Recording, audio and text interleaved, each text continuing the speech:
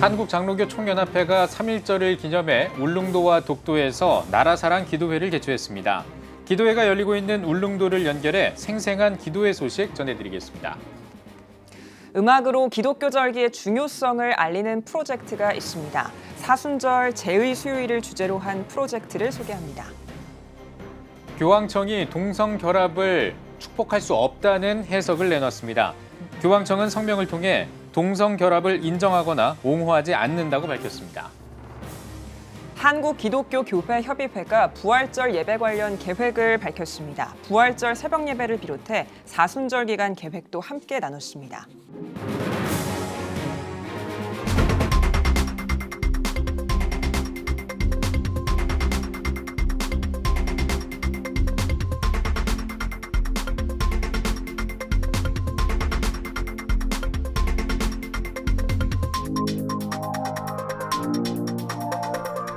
시청자 여러분 안녕하십니까? 3월 18일 CTS 뉴스입니다.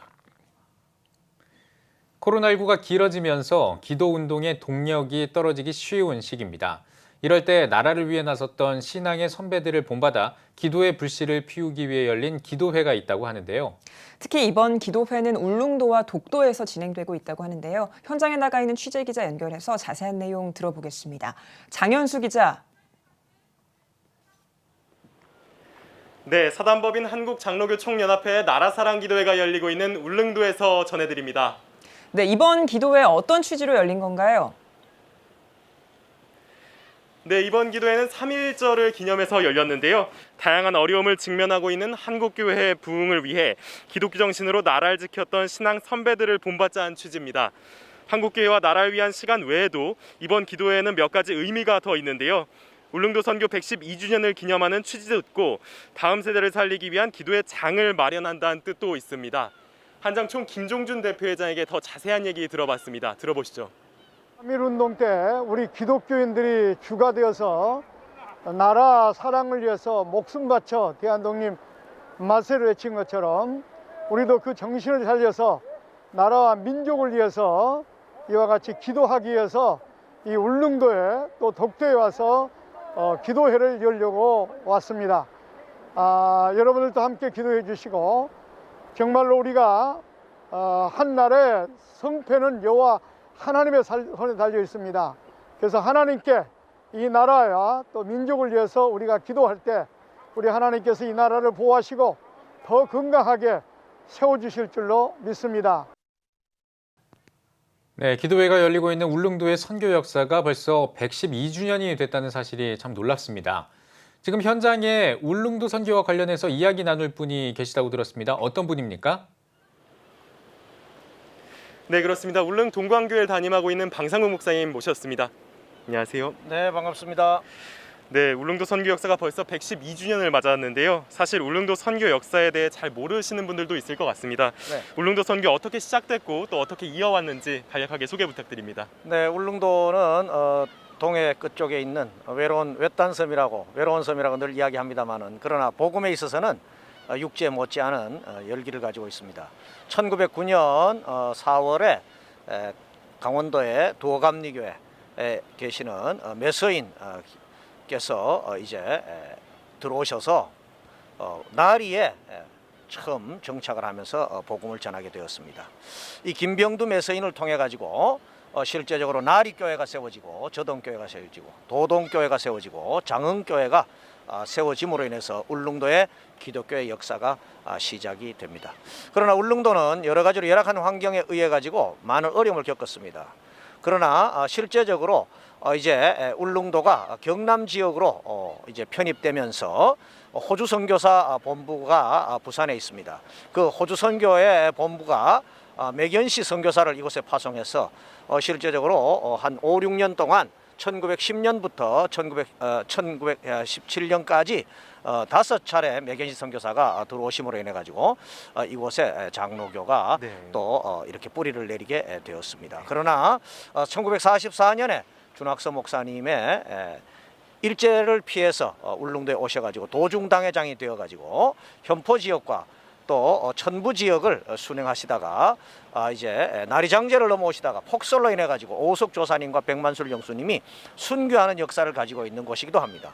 또 60년대에는 교단의 아픔에 분열이 있었고, 또 70년대에는 구원파에 의해 가지고 교회를 예배당을 뺏기는 그런 아픔도 있었습니다만은 지금까지 잘 이어져 내려오고 있고, 지금까지 38개 교회가 네네. 울릉도 곳곳에서 복음을 전하고 있고, 또 인구 10,000명에 실제적으로 약 한 26%가 되는 복음회를 가지고 있는 곳이 지금 울릉도입니다. 네, 목사님 굉장히 우여곡절이 많은 역사를 또 가지고 있는 것 같은데요. 이렇게 네. 한장총이 직접 울릉도를 찾아서 기도회를 진행하고 있는데 현재 계신 목사님으로서 소감이 좀 어떠신지 궁금합니다. 네, 요즘 코로나로 인해 가지고 실제적으로 3.1절에 대한 어떤 기도회라든가 또 기념식을 우리 울릉도에서도 하지 못했습니다.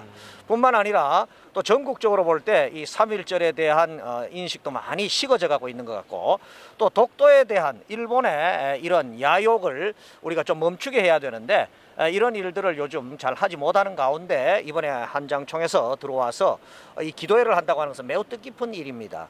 이 일을 통해 가지고 다시 한번 붐이 일어나야 됩니다.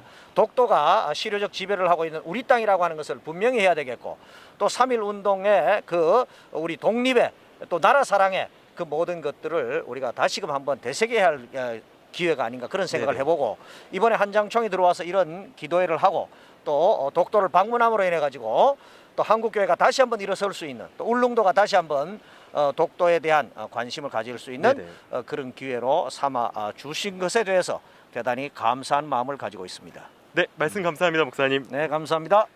네, 지금까지 울릉도에서 전해드렸습니다. 네, 장현수 기자 잘 들었습니다. 다음 소식 전해드리겠습니다. 여러분은 하나님 앞에 죄인임을 고백하면서 사순절의 시작을 알리는 제2의 수요일을 알고 계십니까?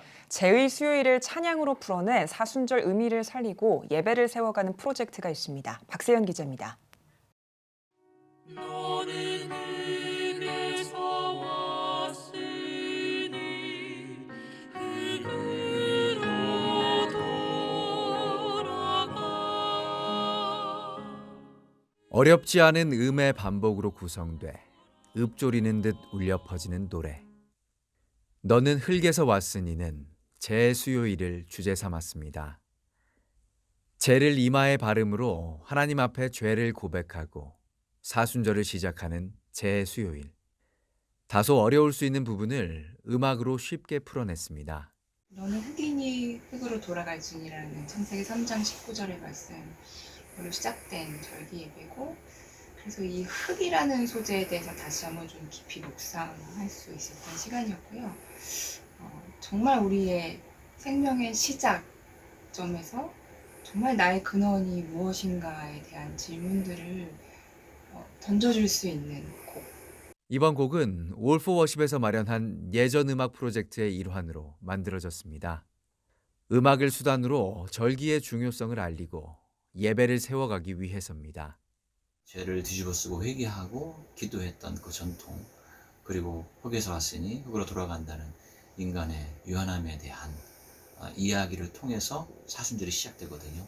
함께 기도하고 금식하고 내가 누구인지를 발견하고 다른 사람들을 돕는 이 아름다운 전통을 어떻게 하면 한국교회에서 쉽게 이해하고 적용할 수 있을까?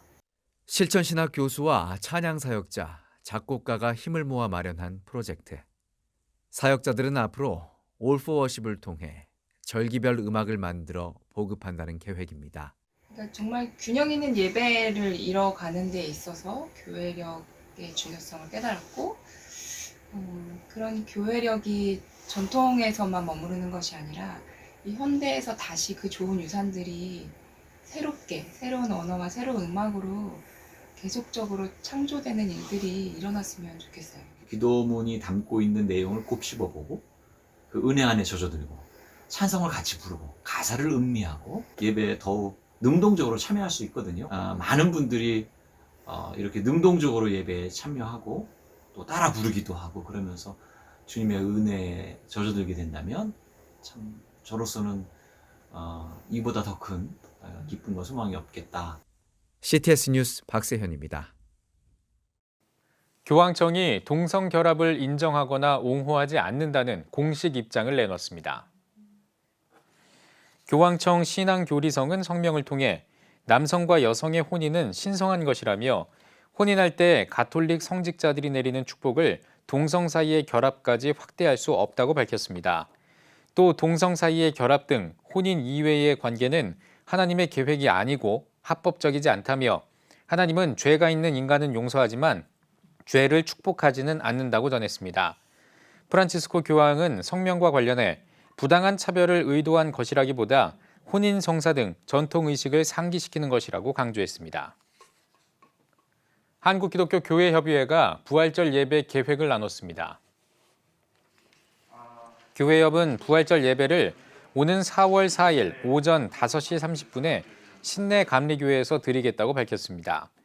예배는 부활초 점화를 비롯해 말씀과 기도의 순서로 구성할 것이라고 말했습니다. 예배는 코로나를 감안해 최소 인원 참석으로 진행하며 유튜브로 실시간으로 참석할 수 있다고도 덧붙였습니다. 교회협은 2021 부활절 맞이라는 큰 주제 아래 부활절 맞이 영상 제작과 세월호 참사 성금 전달, 미얀마 민주화를 위한 기도와 부활절 새벽 예배를 진행한다는 계획입니다. 대한예수교장로회 통합총회 사회봉사부 화해와 평화위원회가 미얀마 군사 쿠데타 현지 상황을 들어보는 증언의 시간을 마련했습니다. 미얀마 상황이 악화일로로 치닫고 있는 가운데 진행한 증언의 시간에는 미얀마 현지 상황을 보여주는 영상 등을 통해 미얀마 군부 쿠데타의 실상을 공개했습니다. 또 제한 미얀마 청년단체 회원과 수원 이주민센터 대표 등을 초청해 미얀마 민주항쟁의 실상을 알렸습니다. 제한 미얀마 청년단체 회원 등은 미얀마에서 일어나는 만행에 분노를 금치 못한다며 국제사회가 도움의 손길을 내밀어주기를 호소했습니다. 미얀마 폭력 사태에 대해 월드비전이 인도주의적 해결을 촉구하는 성명서를 발표했습니다.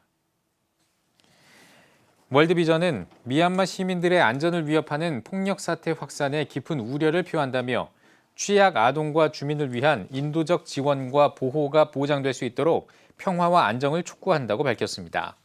이어 폭력 사태는 기존의 취약성을 가중시키고 생활고와 빈곤을 심화시킬 것이라며 국제인도주의법 기본 원칙에 근거해 평화적인 해결 방안이 마련되길 바란다고 전했습니다.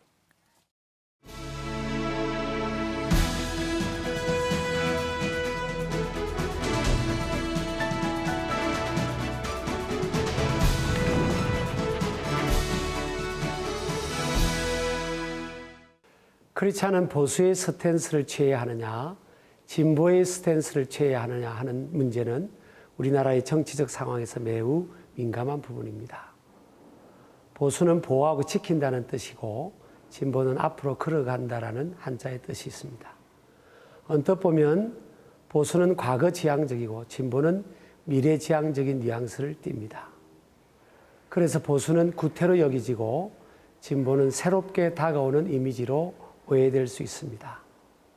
우리나라는 근대사를 지나오면서 대단한 갈등과 전쟁과 같은 상황을 겪어왔기 때문에 정치적 이념 문제에 관해서는 한치의 양보를 얻어내기가 매우 어려운 민감한 진영에 서 있는 사람들이 대부분입니다.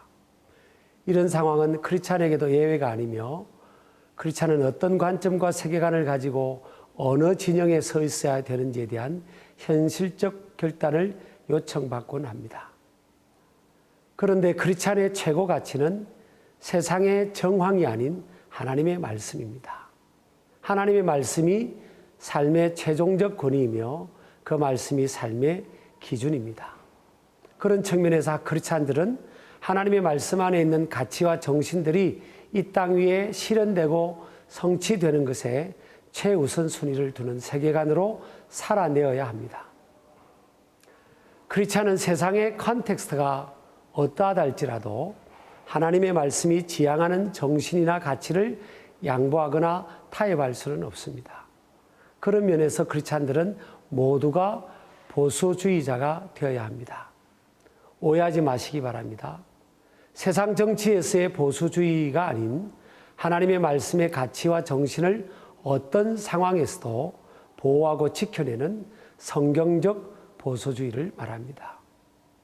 그런데 하나님의 말씀의 가치를 급변하는 세상 한복판에서 지켜내는 일은 수세적 자세나 이데올로기 싸움으로만으로는 가능하지 않습니다. 예수님께서도 뱀같이 지혜롭고 비둘기같이 순결하라고 말씀하신 것처럼 모든 사람들에게 생명인 이 성경의 가치를 지켜내고 세상 한복판에서 실현하기 위해서는 고리타분하게 전통에만 매몰되는 태도를 가지고는 성공할 수가 없습니다. 끊임없는 자기 갱신과 혁신의 진보적 자세로 돌파해 나갈 수 있어야 합니다. 그런 면에서 크리스찬들은 모두가 성경의 정신을 반드시 실현해내기 위한 진보적 태도를 지향하는 그런 사람들이 되어야 할 것입니다. 성경의 정신은 세상의 아름다운 가치를 대부분 담고 있습니다. 크리스찬은 세속의 정치 이념이나 진영에 극단적으로 참여하거나 매몰되기보다는 객관적 태도로 어느 진영에서 주장하는 이슈가 성경적 가치에 더 부합하는지, 또한 그 가치를 어느 정치 리더들이 공략하면서 살아내고 있는지에 관해 분별하면서 능동적 적극적 자세로 참여할 수 있어야 하겠습니다. 이런 자세가 크리스찬들의 현실적 정치 참여의 모멘텀이 될 수 있다고 볼 수 있습니다. CT에서 칼럼이었습니다.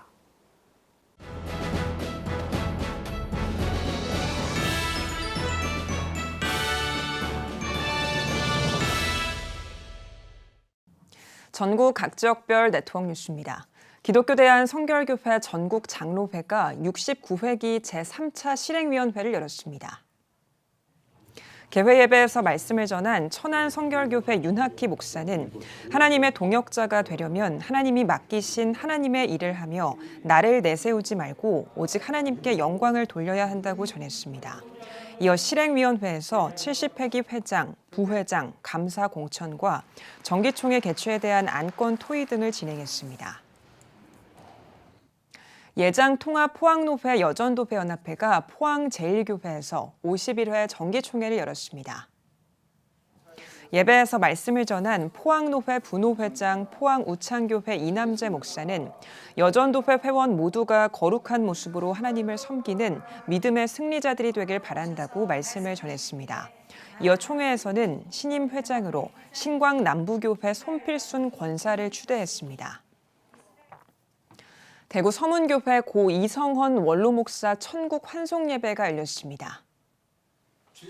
예배에서 서울 서현교회 김경원 원로목사는 우리도 고 이성헌 목사님처럼 선한 믿음의 길을 걸으며 천국에서 다시 만날 수 있는 은혜가 있길 바란다고 말씀을 전했습니다. 저희 가족들은 서문교회의 이 큰 사랑을 일평생 잊지 않고 기억하면서 살아가겠습니다. 부끄러움 없이 원로 목사님을 또 우리가 존경하는 먼저 가신 신앙의 선배들을 만나 뵙겠습니다. 그렇게 약속하는 귀한 자리가 될 수 있기를 바랍니다. 고 이성헌 원로 목사는 대한예수교장로회 합동 73대 총회장과 총신대 이사장, 대구 신학교장 등을 역임했으며 지난 1957년부터 1995년까지 대구 서문교회 담임목사로 사역한 뒤 원로 목사로 추대됐습니다. 10대지기 청소년 선교센터가 2021년도 상반기 파워틴 티칭 세미나를 열었습니다. 작년에 이어 두 번째 코칭 주제로 열린 세미나에서 강사로 나선 김혜진 코치는 다음 세대가 뿌리 없는 신앙으로 인해 방황하고 있다며 준비된 코칭을 통해 충분히 신앙의 뿌리를 내릴 수 있도록 기다려줘야 한다고 강조했습니다.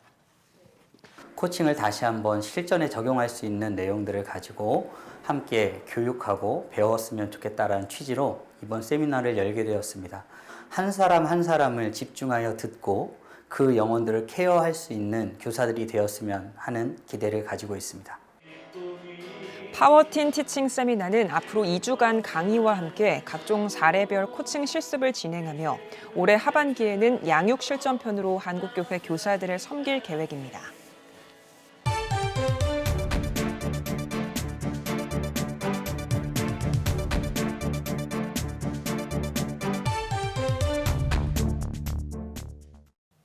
한 주간 기독교계 이슈를 살펴보는 주간 교계 브리핑 시간입니다. 기독신문 박용미 기자와 함께하겠습니다. 안녕하십니까? 안녕하세요.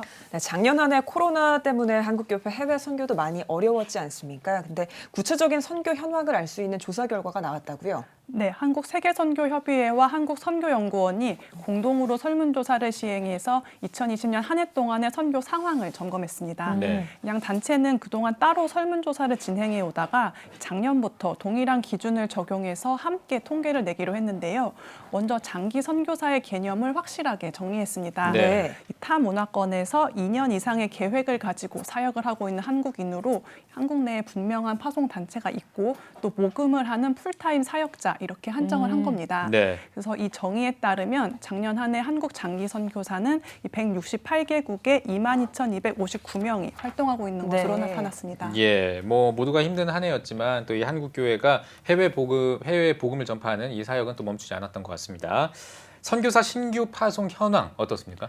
네, 작년 한 해 신규로 파송되거나 허입된 선교사는 총 496명입니다. 네. 파송 국가는 아시아가 261명으로 가장 많았습니다. 네. 10여 년 전만 해도 신규 선교사가 1,000명이 넘던 때도 있었는데요. 그에 비하면 절반 정도 줄어든 수치지만 이 팬데믹 상황 속에서도 꾸준한 파송이 있었다는 점이 의미가 있습니다. 네. 다만 선교단체의 42%는 2019년에 비해 재정이 감소했다고 응답했는데 코로나19의 영향 때문인 것으로 보입니다. 예. 네, 이번 조사에서도 알 수 있는 것처럼 작년 한 해 코로나19 때문에 선교 후원이 줄어들었거나 아예 후원이 끊긴 선교사님들도 참 많다고 들었는데요. 특히 한국으로 잠시 이제 귀국한 선교사들이 많은 어려움을 겪고 있다고요. 네, 맞습니다. 이 현지에 남아있는 선교사들도 열악한 의료 상황이나 치안 때문에 혹은 이렇게 한국에 귀국할 항공편을 마련하지 못해서 힘든 상황인데 예. 귀국한 선교사들 중에는 당장 주거와 생계조차 어려운 경우가 많습니다.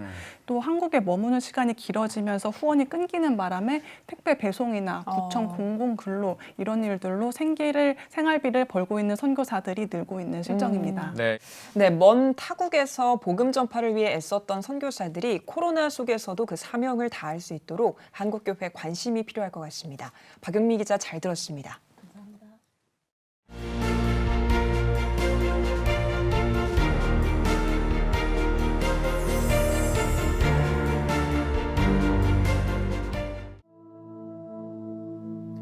2020년 전 세계를 강타한 바이러스 코로나19. 함께 모여 예배할 수 없는 초유의 상황 속에서 우리의 영적 호흡은 끊어져 갑니다. 급변하는 시대, 다음 세대를 깨우는 미디어 선교, CTS가 앞장섭니다. 개혁주의 생명신학으로 새로워질 한국교회. 다음 세대와 가슴 뛰는 세상을 열어갑니다. 이 캠페인은 대한예수교 장로회 백석총회와 함께합니다.